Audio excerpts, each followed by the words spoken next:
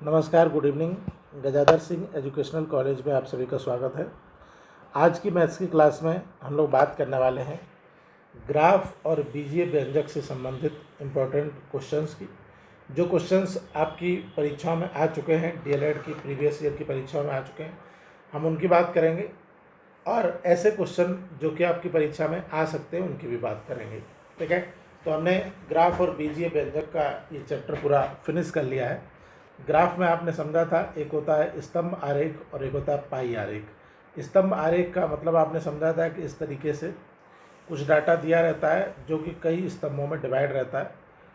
ठीक है, इस तरीके से कंपेयर इनका किया जाता है। और पाई आरेख का मतलब था कि एक सर्किल में डाटा को दिया रहता है। तो हमने इन दोनों टॉपिक को अच्छे से समझा। इसके अलावा हमने बीजीय व्यंजक को समझ लिया था। बीजीय व्यंजक का मतलब था कि यहाँ पर एक मान होगा जो कि चर होगा और एक अचर होगा। जैसे कि हमने कहा था 6x, इस तरह का 6x प्लस 3y, तो इसको बीजीय व्यंजक बोल सकते हैं। ठीक है, a प्लस बी का होल स्क्वायर, इसको भी बीजीय व्यंजक बोल सकते हैं।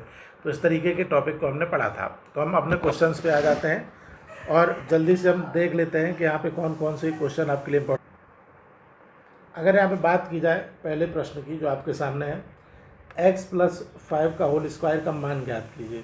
तो यहाँ पे एक फॉर्मूला होता है a प्लस बी का होल स्क्वायर। तो ये होता है a square plus b square plus 2ab। ठीक है, इसी तरीके से एक फॉर्मूला होता है दूसरा a माइनस बी का होल स्क्वायर। तो इसका वैल्यू होता है a square plus b square minus 2ab। ठीक है, तो ये दोनों फार्मूले आप अपने दिमाग में रखेंगे, a प्लस बी का होल स्क्वायर और a माइनस बी का whole square. a plus b का होल स्क्वायर है a square plus b square plus 2ab और a माइनस बी का होल स्क्वायर है a square plus b square minus 2ab। तो यहाँ पे इसी फॉर्मूले पे आधारित है। अब यहाँ पे देखेंगे हम x प्लस 5 का होल स्क्वायर। तो बताइए, अगर हम इससे कंपेयर करें इस फॉर्मूले से, a की जगह x लिख दें और b की जगह 5 लिख दें और इसका होल स्क्वायर, तो यहाँ पे क्या हो जाएगा a स्क्वायर यानी कि x का स्क्वायर प्लस बी स्क्वायर यानी 5 का स्क्वायर प्लस 2ab। 2ab का मतलब 2x। ठीक है, अगर हम x लिखेंगे आपको लगेगा गुणा है, तो 2a मतलब 5, 2x 5 ऐसे कर दो, समझ जाओ आप, ये गुणा नहीं x है ये। अब यहाँ पे अगर देखा जाए तो क्या आ जाएगा x स्क्वायर 5 का स्क्वायर 25 प्लस 10x, बस हो गया। यही है यहाँ पर x square plus 25 plus 10x ये लिखा हुआ है। अब यहाँ पे आप कहेंगे 10x इधर लिखा, उससे क्या फ़र्क पड़ता है, सेम है। अब देखिए जो फार्मूला हमने बताया अभी आपको a माइनस बी का होल स्क्वायर, अभी एक फार्मूला आपको बताया ना, क्या बताया आपको, a माइनस बी का whole square, a minus b का होल स्क्वायर। तो यहाँ पे क्या बताया आपको, a square plus b square minus 2ab, यही बताया।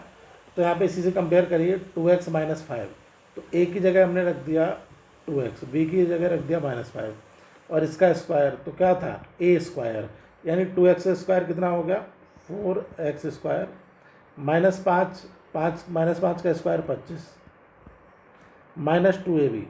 तो यहाँ पे अगर हम रखेंगे माइनस 2ab तो क्या हो जाएगा, 2a की जगह रख देंगे 2x और b की जगह रख देंगे 5। ठीक है, अब देखिए कितना आ गया, ये आ गया 4x स्क्वायर प्लस 25 माइनस, अब यहाँ पे 2x और 5, तो इसको जब गुणा करेंगे तो कितना आ जाएगा, 2 दूनी 4 पंजे 20, तो यहाँ पे आ जाएगा 20x। बस यही आपका आंसर हो गया। ठीक है, तो बहुत ही आसान है, फार्मूला बेस्ड ये क्वेश्चन है। आपको दो फार्मूले याद रखने, a प्लस बी का होल स्क्वायर और a माइनस बी का होल स्क्वायर। ठीक है, चलिए क्वेश्चन नंबर 41 पे चलते हैं। दिया गया है यदि x बराबर 1 हो, x की वैल्यू कितनी दी गई है, 1 दी गई, 1 दी गई है, तो 3x into 4x minus 5 plus 3 का मान ज्ञात कीजिए। तो x बराबर 1 यहाँ पे हम रख देते हैं। इस फॉर्मूले में क्या रखेंगे, जहाँ जहाँ x है वहाँ 1 रख देंगे, तो 3 इंटू 1, एक्स की जगह क्या रख दिया, 1 रख दिया। अभी x थोड़ा सा आपको x और इंटू का एक जैसा साइन होता है, 3 इंटू 1, फिर यहाँ पे आ गया 4x, तो 4 इंटू 1 माइनस 5 प्लस 3, बस ये हो गया। अब देखिए 3 इंटू 1 को 3 लिख देंगे, 4 इंटू 1 को 4 लिख देंगे, माइनस 5 कैसे लिख देंगे, प्लस 3। तो अब यहाँ पे देखिएगा आप 4 में से 5 जाएगा नहीं, माइनस आ जाएगा, -3, तो ये हो जाएगा -3, ये हो जाएगा +3, कट जाएगा, आ जाएगा 0। ठीक है, बहुत ही सिंपल है, आपको समझ में आ गया होगा उम्मीद है। अगले क्वेश्चन में हम चलते हैं। यदि a = -2, यहाँ पे दिया गया है क्या, a बराबर -2 दिया गया है, तो यहाँ पे 2 क्वेश्चन आपसे पूछेगा, इनका मान ज्ञात कीजिए। तो पहला क्वेश्चन जो है 5a² + 4a - 2, तो यहाँ पे वैल्यू रख दीजिए ज़रा a की, 5a², तो 5a की जगह क्या रखेंगे, -2 इसका स्क्वायर, प्लस 4a, तो a की जगह रखेंगे -2, ऐसे -2। ठीक है, इसी को सॉल्व करना है। तो ये 5 -2 का जब स्क्वायर करें कितना आएगा, 4 आएगा, 5 चौक 20, ये आ जाएगा 20 प्लस ये -2 है, ये 4 है, -8 हो जाएगा, प्लस की जगह -8, -2, और जब -8 -2 को 20 में से घटाएंगे तो 10 आ जाएगा। 8 और 2 10, और 20 में से 10 गया 10 हो गया। अब यहाँ पे भी रख दीजिए a³, तो a की जगह रख दीजिए -2 का क्यूब, प्लस 4a², 4a की जगह -2 का स्क्वायर, प्लस 3a, तो 3a की जगह -2, ऐसे रख दिया। अब देखिए -2 का क्यूब, तो ये आ जाएगा -8। ठीक है, और यहाँ पे अगर देखा जाए 4 × -2 का स्क्वायर, तो -2 का स्क्वायर हो जाएगा 4, तो ये कितना हो जाएगा, +4 × 4। अब यहाँ पे 3 दूनी 6, माइनस है तो ये हो जाएगा -6, तो -6 और -8 हो जाएंगे -14, और 4 चौको 16, 16 - 14 = 2। ठीक है, तो यहाँ पे बात आपको समझ में आई कि नहीं, a बराबर यहाँ पे क्या आ गया, 2 आ गया आंसर। तो ये क्वेश्चन आपको समझ में आ गया होगा। कुछ नहीं है, जो वैल्यू आपको दी गई वो वैल्यू आप क्वेश्चन में पुट कर दीजिए। जब आप वैल्यू क्वेश्चन में पुट करेंगे तो आपका आंसर वहाँ पर आ जाएगा। अब ये चैप्टर समाप्त हो गया आपका, इसकी कुछ समरी दी गई है। समरी मतलब होता है कि इस चैप्टर में आपने क्या क्या पढ़ा है उसके बारे में यहाँ पर संक्षेप में दिया गया है, सारांश दिया गया है कि इस चैप्टर का निचोड़ क्या है। निचोड़ है तो इसको देख लीजिए थोड़ा सा।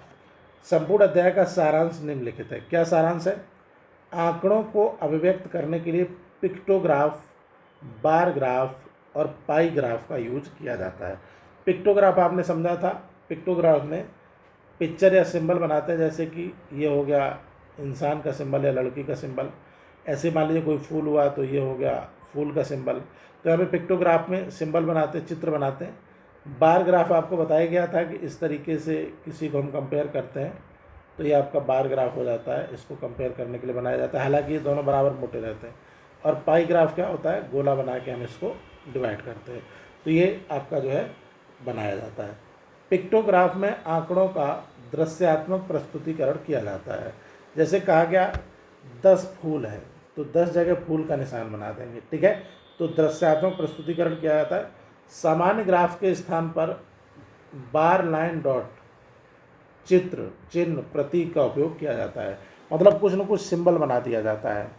सामान्यतः पिक्टोग्राफ का उपयोग कुछ विशिष्ट वस्तुओं की संख्या जिन्हें प्रतीक चिन्ह में प्रदर्शित कर सकते हैं के लिए की जाती है। विशिष्ट वस्तुओं मतलब क्या है कि जैसे मान लीजिए फूल है तो फूल के लिए आप फूल का चिन्ह बना सकते हैं। जानवर है, जानवर का चिन्ह बना सकते हैं। लेकिन अभी कहा जाए हवा की जो है 20 किलो हवा है तो कैसे उसका चिन्ह बनाएंगे, नहीं बना पाएंगे। कोई बात, तो बात का चिन्ह कैसे बना पाएंगे। दुर्दशा, दुर्दशा का चिन्ह बनाइए, कोई चिन्ह नहीं है। तो यहाँ पर क्या है कि कुल मिलाकर के पिक्टोग्राफ में हम उन्हीं चीज़ों का डाटा यहाँ पर डिस्क्राइब कर सकते हैं जिनका कोई ना कोई संकेत, कोई चित्र बनाया जा सके। अब बात करें अगर स्तंभ आलेख की, तो स्तंभ आलेख आपको बताया गया ये है। स्तंभ आलेख क्या है, ये वाला जो है इसको स्तंभ आलेख बोलते हैं, जो ये बना हुआ है। स्तंभ आलेख में हम आंकड़ों को ग्राफ पेपर पर खड़े स्तंभ के रूप में प्रदर्शित करते हैं, जैसा आपने देखा है। स्तंभ आलेख में स्तंभों के बीच की चौड़ाई को समान रखा जाता है। आपने शुरू से पढ़ा होगा तो आपको पता होगा स्तंभ की चौड़ाई का मतलब ये है, जैसे मान लीजिए एक स्तंभ हमने ये बना दिया, ठीक है, और दूसरा स्तंभ हमने ये बना दिया, तो इनकी चौड़ाई मतलब ये जो बीच की चीज़ है ये बराबर होनी चाहिए। ठीक है, ये चौड़ाई इनकी बराबर होनी चाहिए स्तंभों की। स्तंभ आरेख का उपयोग सामान्यतः साक्षरों, निरक्षरों मतलब कंपेयर करने के लिए, कितने पढ़े लिखे और कितने अनपढ़ हैं, छात्र छात्राओं, कितने छात्र हैं कितनी छात्राएं आदि की संख्या को स्पष्ट करने किया जाता है। इस प्रकार के आरेख द्वारा हम 2 या 2 से अधिक प्रतिद्वंदियों की योग्यता को भी स्पष्ट कर सकते हैं। मतलब यहाँ पे कंपेयर करने के लिए इसका यूज किया जाता है। स्तंभ आरेख का उपयोग आंकड़ों के वर्गीकरण को प्रदर्शित करने में किया जाता है। यदि आंकड़ों की तुलना सरलता से करनी हो तो ऐसी स्थिति में स्तंभ आरेख का उपयोग लाभकारी होता है। इस आरेख की सहायता से आंकड़ों के बीच तुलना आसान हो जाती है। इसकी सहायता से सभी आंकड़ों का ज्ञान एक ही दृष्टि में हो जाता है। जैसे कि अभी स्तंभ आरेख के बहुत सारे एग्जाम्पल आपके सामने रखे जा सकते हैं। मैं ग्रुप में आपके सामने स्तंभ आरेख के कई एग्जाम्पल सेंड कर दूंगा, ठीक है। चलिए, जब प्राप्त आंकड़ों को वृत्त की सहायता से दिखाया जाता है तो इस प्रकार बने ग्राफ को पाई ग्राफ यानी वृत्त आरेख कहते हैं। क्या कहते हैं? पाई ग्राफ या वृत्त आरेख कहते हैं। प्रत्येक वृत्त के केंद्र पर 360 डिग्री का कोण होता है। हमने आपको बताया था ये सर्किल है, तो सर्किल का जो सेंटर है आपका, ठीक है, इसका जो सेंटर है यहाँ पर 360 डिग्री का कोण होता है। कैसे होता है बताया था। अतः वृत्त आरेख का पैमाना कोणों में तैयार किया जाता है। बीजगणित में अज्ञात एवं ज्ञात राशियों का भी प्रयोग होता है, जिसे विभिन्न चित्रों, प्रतीकों एवं संकेतों के माध्यम से प्रदर्शित करते हैं। इनमें अधिकतर हिंदी वर्णाक्षर का, ख, गा, अंग्रेजी वर्णाक्षर ABCD XYZ आदि का प्रयोग होता है। इन वर्णाक्षरों का अलग अलग मान होता है। इन्हें ही बीज कहा जाता है, ठीक है। बीज किसे कहा जाता है? जैसे हमने लिख दिया 2x, तो यहाँ पर x है, इसे ही बीज कहा जाएगा। हमने लिख दिया 4a, तो यहाँ पर a जो है इसे ही बीज कहा जाएगा। 4 को गणित कहा जाएगा, तथा गणित में इसका प्रयोग होता है, इसलिए इसका नाम क्या है? बीज गणित है। ऐसे व्यंजक जिनकी चर व घातें समान होती हैं सजातीय व्यंजक कहलाते हैं। सजातीय व्यंजक आपको बताया गया था, जैसे यहाँ पे लिखा गया है 4x², 9x², तो ये सजाती है, क्योंकि x यहाँ भी है, स्क्वायर यहाँ भी, स्क्वायर यहाँ भी, ये सजाती हो गई। दो या दो से अधिक पदों को जोड़ने के लिए हम पदों का संख्यात्मक गुणांकों को जोड़ देते हैं। जैसे कि अगर इन दोनों को जोड़ना हो 4x², 9x², तो इसको 4 और 9 को जोड़ देंगे, हो जाएगा 13x², तथा परिणाम स्वरूप एक पद प्राप्त हो जाता है। अब अगला देखिए, जब व्यंजक में सभी पद धनात्मक होते हैं तो अचर चर को जोड़ते हैं और घात समान होती है। कहने का मतलब क्या है कि ये इसी तरह से, ये घात समान है, यहाँ पे व्यंजक समान है और ये धनात्मक है दोनों। जब सभी पद ऋणात्मक होते हैं तो पद के अचर को घटा देते हैं। जोड़ घटाना तो आप जानते ही हैं, ठीक है, तो इसको समझ लीजिएगा। सजातीय पद के घटाने का परिणाम भी सजातीय होता है। यानी कि जैसे मान लीजिए हम 9x² में से 5x² अगर घटाएंगे तो जो 4x² आएगा, ये भी तो सजाती है, ये भी तो x² है। जब यहाँ x² है, यहाँ भी, तो यहाँ भी x² आ गया, ठीक है। तो जब सभी पद ऋणात्मक होते हैं तब अचर को ऋणात्मक चिन्ह के बिना जोड़ते हैं तथा परिणाम के आगे माइनस लगा देते हैं, ठीक है। ऐसे व्यंजक जिनके चर व घातें असमान होती हैं विजातीय व्यंजक कहलाते हैं। विजातीय व्यंजक किसे कहते हैं? देखिए जरा एग्जाम्पल। तो यहाँ पे जैसे हमने लिख दिया 9x² प्लस, या फिर यहाँ पे कॉमा लगा दो, यहाँ पे लिख दिया 4/² लिख दो तो भी विजातीय हो जाएगा, या फिर 4/³ लिख दो तो भी विजातीय हो जाएगा। दो या दो से अधिक सजातीय पदों का योग सजातीय होता है, किंतु दो विजातीय पदों को जोड़कर एक पद प्राप्त नहीं किया जा सकता, क्योंकि यहाँ जोड़ा नहीं जा सकता। 9x² में 4/² को नहीं जोड़ा जा सकता, और ना ही 4/² में 4/³ को जोड़ा जा सकता है। जब ये सेम होंगे 9x², 5x² को जोड़ा जा सकता है, क्योंकि ये एक जैसे हैं। चलिए, तो ये आपकी समरी थी। अब समरी के बाद हम लोग अपने अभ्यास प्रश्न पे आ जाते हैं। इस चैप्टर के जो क्वेश्चन है, आपका 6वां चैप्टर समाप्त हो गया है। और आप याद रखिएगा कि मैथ में आधे से ज़्यादा, यानी कि लगभग 70% सिलेबस आपका फिनिश। सबसे ज़्यादा बैक जो है बच्चों की मैथ में लगती है, इसलिए हमने मैथ का सबसे पहले आपका सिलेबस फिनिश करा दिया है और इसका एक प्ले लिस्ट बना दिया जाएगा। उस प्ले लिस्ट में मैथ की सारी क्लास होंगी। आप जब भी चाहे तब मैथ की क्लास देख सकते हैं।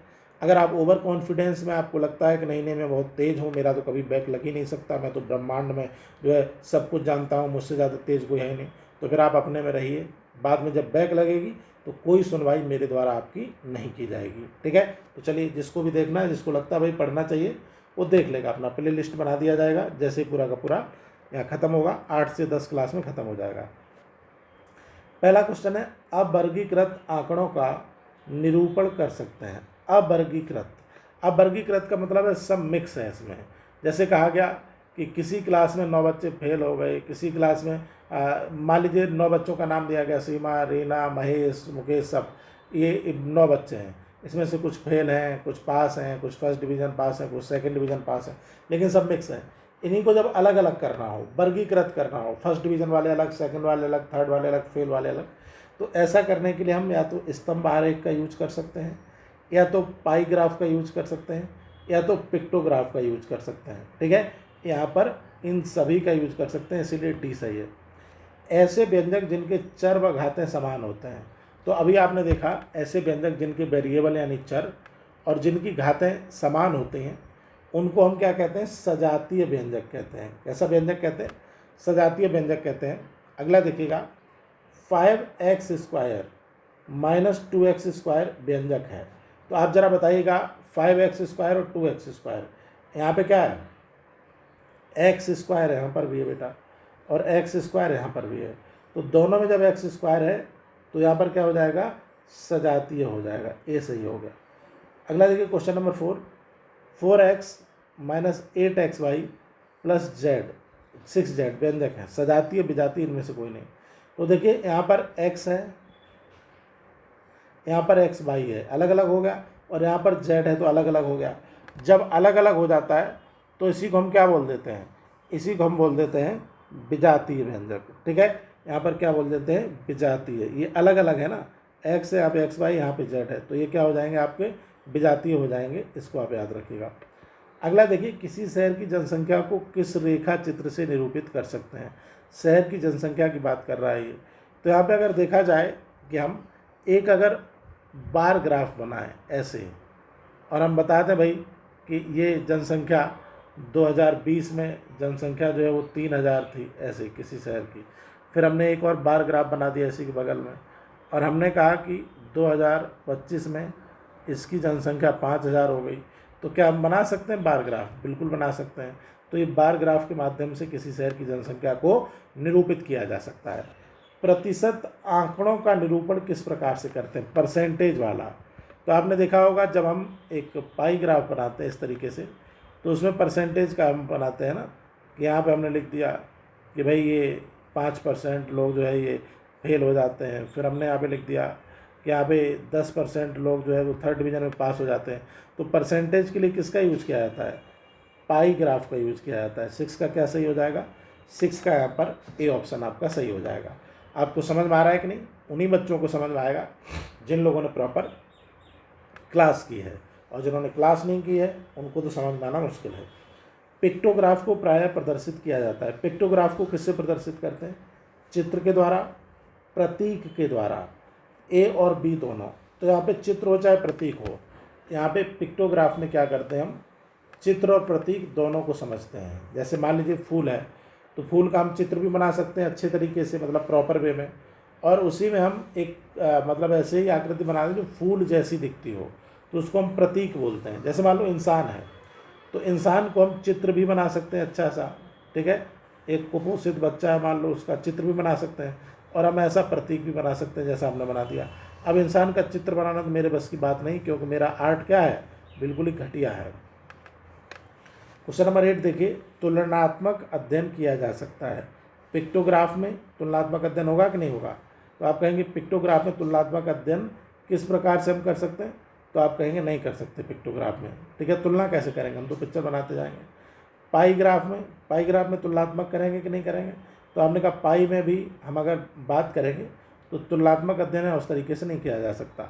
सबसे सही यहाँ पर है बार ग्राफ में तुलनात्मक अध्ययन किया जा सकता है। जैसे अभी आपको बताया ना, यहाँ पे बार ग्राफ हमने बनाया ये कि जनसंख्या जो है 3000 है, फिर 5000 हो गई, तो तुलना तुरंत हो गई ना। हम आपके ग्रुप में बार ग्राफ और पाई ग्राफ के कुछ लेटेस्ट एग्जाम्पल भेज देंगे, जिससे कि आपको बेहतरीन तरीके से समझ में आ जाएगा। कोणीय आरेख कहा जाता है बार ग्राफ, पाई ग्राफ, पिक्टोग्राफ, या इनमें से कोई नहीं। तो जब हम गोला ऐसे बनाते हैं तो यही तो कोणीय आरेख होता है। ठीक है, यहाँ पे आपको गोला बन ही नहीं रहा, कितना गड़बड़ है ये बना। तो यहाँ पे यही आपका कोणीय होता है। इसकी वैल्यू कितनी होती है? 360 डिग्री। ठीक है, किसी राज्य की वार्षिक जनसंख्या वृद्धि दर को प्रदर्शित करेंगे। बार ग्राफ द्वारा, पाई ग्राफ द्वारा, पिक्टोग्राफ द्वारा या उपरोक्त सभी के द्वारा। तो आप कहेंगे भैया अभी तो आपने देखा कि जनसंख्या वृद्धि को हम किससे प्रदर्शित कर रहे थे, बार ग्राफ द्वारा। जैसे कि आपने देखा ना, देखिए यहाँ पे 2020 में 3000 जनसंख्या थी और 2025 में 5000 हो गई। तो बार ग्राफ द्वारा हमने क्या कर दिया, यहाँ पे कंपेयर कर दिया, तो ये बार ग्राफ सही होगा। अगला यहाँ पर है ए माइनस ब्रैकेट में बी माइनस 2a को सरल करने पर क्या प्राप्त होगा। तो यहाँ पे ब्रैकेट को हम सॉल्व करेंगे, a minus B plus 2a हो जाएगा ये, ठीक है। जब माइनस को अंदर ले जाते हैं तो ये प्लस हो जाता है, तो ये हुआ। तो a और 2a को जोड़ेंगे तो कितना हो जाएगा, 3a माइनस बी। तो देखिए 3a माइनस बी पहले ही ऑप्शन में है, ये आपका सही हो जाएगा। समझ में आया कि नहीं। अगला दिया है 5x प्लस ब्रैकेट में 7x माइनस 3। तो ब्रैकेट के बाहर निकालिए इसको, 5x प्लस 7x माइनस 3। अब 5x 7x को जब हम जोड़ेंगे तो हो जाएगा 12x माइनस 3। हो गया कि नहीं हो गया। चलिए, तो यहाँ पे 12x माइनस 3 सी ऑप्शन में आपका आ गया। अगला देखिए, यदि x माइनस 2 बराबर 1 हो तो 3x square plus 5x plus 2 का मान होगा। तो x माइनस 2 बराबर 1, इसको पहले देखिए, x माइनस 2 बराबर 1, x माइनस 2 बराबर 1, तो x बराबर क्या हो जाएगा, 1 प्लस 2 यानी कि 3। अब 3 की x की वैल्यू यहाँ रख देते हैं, x की वैल्यू यहाँ रखेंगे, 3 इंटू एक्स की जगह हमने कितना रख दिया, 3 का स्क्वायर, ठीक है, प्लस 5x की जगह हमने कितना रख दिया, 3 प्लस 2 ये रख दिया। अब देखो इसको सॉल्व करो, तो 3 इंटू 9 प्लस 5 दिया 15 प्लस 2, ठीक है। तो यहाँ पे क्या हो गया, 9 3 27 हो गया ये, और 15 दूनी 30 हो गया ये, ठीक है। तो यहाँ पे अगर हम देखेंगे क्वेश्चन नंबर 13 में, तो इसका आंसर क्या आ जाएगा, ये आ गया 57, ठीक है। एक बार हम लोग चेक कर लेते हैं कहीं ये गड़बड़ तो नहीं हुआ। x माइनस 2 बराबर 1 दिया गया है, तो x बराबर हो जाएगा 3, और 3 जब हो जाएगा तो इसकी वैल्यू हम रखेंगे, तो हम देखेंगे ये हो जाएगा 3 3 9 और 9 3 27 और 5 3 15 2 17, 17 और 27, यहाँ पे देखिए गड़बड़ हुआ है। तो यहाँ पे क्या हो जाएगा, 15 दूनी नहीं है, प्लस है ये, ठीक है। तो यहाँ पे हो जाएगा 27, और 27 और 27 को फिर हमने गड़बड़ किया, 17 हो जाएगा, ठीक है। और 27 और 17 को जोड़ेंगे तो 44 हो जाएगा। बिल्कुल ही सिंपल यहाँ पर है, क्या है कि ये प्लस 2 है भाई, हमने इसको इनटू में समझ लिया था, 5 इंटू 3 प्लस 2, 5 दिया 15, 15 और 2 17, 17 और 27 44, बी ऑप्शन यहाँ पर सही हो जाएगा, इसको आप याद रखिएगा। तो आपके ये तो थे ऐसे क्वेश्चन जिनको बहुविकल्पीय प्रश्न माना जाता है। ये अगर आपके सही होते हैं तो यहाँ पे आपको पूरे के पूरे नंबर मिलते हैं। आपके मैथ्स के पेपर में 5 बहुविकल्पीय प्रश्न आते हैं, जो 5 नंबर के होते हैं, सारे सही होने पर आपको पूरे 5 नंबर मिलेंगे। और मैथ के पेपर में पास होने के लिए आपको मात्र 12 नंबर चाहिए होते हैं। तो 5 नंबर तो आप ले आइए, बहुविकल्पी पूरा सही कर लीजिए, फिर बचा हुआ जो 20 नंबर का पेपर रहेगा, तो उस 20 में से केवल 7 नंबर आपको लाने होंगे और आप पास हो जाएंगे। चलिए अगला देखिए, अति लघु उत्तरीय प्रश्न है, उसमें जो छोटे क्वेश्चन उनको हम सॉल्व कर लेते हैं, बाकी क्वेश्चन जो है उनको आप क्या करिएगा, अपने से सॉल्व करिएगा। और अगर आपको लगता है कि कोई प्रश्न आपको नहीं समझ में आ रहा है तो हमसे पूछ लीजिए, कमेंट में बता दीजिएगा। हालांकि आज तक किसी का ऐसा कोई कमेंट आया नहीं कि सर हमको समझ में नहीं आ रहा है, क्योंकि आप लोग काफ़ी प्रखर बुद्धि के हैं, आपको सब समझ में आ रहा है। देखिए, निम्नलिखित व्यंजकों में से सजातीय और विजातीय व्यंजक को छांटिए। तो देखिए यहाँ पर है ए स्क्वायर और यहाँ पर है ए स्क्वायर, तो ये दोनों सजातीय हो गए, ए स्क्वायर ए स्क्वायर। फिर यहाँ पे देखिए ये है बी स्क्वायर और यहाँ पर है बी क्यूब, तो ये स्क्वायर है ये क्यूब है, तो ये विजातीय है। तो यहाँ पे सजातीय कौन सा हो जाएगा, तो सजातीय हो जाएगा केवल -2a स्क्वायर और -a स्क्वायर, और बचे हुए क्या हो जाएंगे, बचे हुए आपके विजातीय हो जाएंगे, ठीक है। तो इनको बी स्क्वायर और बी क्यूब विजातीय हो जाएंगे। फिर है 12, तो 12 की तो कोई बात नहीं, यहाँ पे 13a है और ये a है, तो 13a और a ये आपके सजातीय हो गए, बाकी आपके सब विजातीय हो गए। अगला दिया गया है क्वेश्चन नंबर 2, देखिए यहाँ पर है 5y माइनस 7y को हल कीजिए। तो 5y माइनस 7y, इसको जब सॉल्व करेंगे तो आ जाएगा, 5 में से 7 जाएगा नहीं, तो 7 में से 5 घटाएंगे, -2y इसका आंसर आ जाएगा। समझ में आया कि नहीं आया? बिल्कुल ही सिंपल है, यहाँ पर आप आसानी से इसको कर सकते हैं -2y। अगला देखिए संख्या 15, 12, 25, 6, 20, 14, 13, 19 को व्यवस्थित कीजिए। तो यहाँ व्यवस्थित का मतलब क्या है? इसको क्रम से लिख दीजिए। तो यहाँ देखिएगा सबसे छोटा है यहाँ पर 6, तो आप सबसे पहले लिख दीजिए 6। उसके बाद देखिए 6 के बाद है 12, तो यहाँ पे लिख दीजिए कॉमा 12। और 12 के बाद देखिए यहाँ पर है 13, तो यहाँ पे लिख दीजिए 13। 13 के बाद देखिए यहाँ पर है 14, तो यहाँ पर लिख दीजिए 14। और 14 के बाद देखिए यहाँ पर है 15, तो यहाँ पे लिख दीजिए 15। और 15 के बाद यहाँ पे देखिए है 19, तो यहाँ पे लिख दीजिए 19। और 19 के बाद यहाँ पे देखिए है 20, तो यहाँ पे लिख दीजिए 20। और 20 के बाद यहाँ पे देखिए है 25, तो लिख दीजिए 25। मतलब क्रम से लिख दिया हमने। इसको कैसे लिख दिया? आरोही क्रम में लिख दिया, ठीक है, असेंडिंग ऑर्डर में लिख दिया। व्यवस्थित करना था तो हमने व्यवस्थित कर दिया। क्वेश्चन नंबर 4 है, बार ग्राफ किसे कहते हैं? तो ये आपको लिखना है इसका आंसर। तो बार ग्राफ क्या है आपको बताया गया था। आपको बार ग्राफ में ऐसा एक चिन्ह बनाना है, बढ़िया सा, ऐसा करके आप एक चिन्ह बना देंगे। अब आप स्केल का यूज करिएगा ताकि ये अच्छे से बने, वरना तो ये टेढ़ा मेढ़ा हो जाएगा। ये इस तरह की आकृति को हम बार ग्राफ कहते हैं। और बार ग्राफ का प्रयोग जो है वो आंकड़ों का कंपेयर करने के लिए किया जाता है। जैसे किसी शहर की जनसंख्या को अगर कंपेयर करना हो तो हम बार ग्राफ का प्रयोग कर सकते हैं। बस इसी तरह से आप लिख देंगे।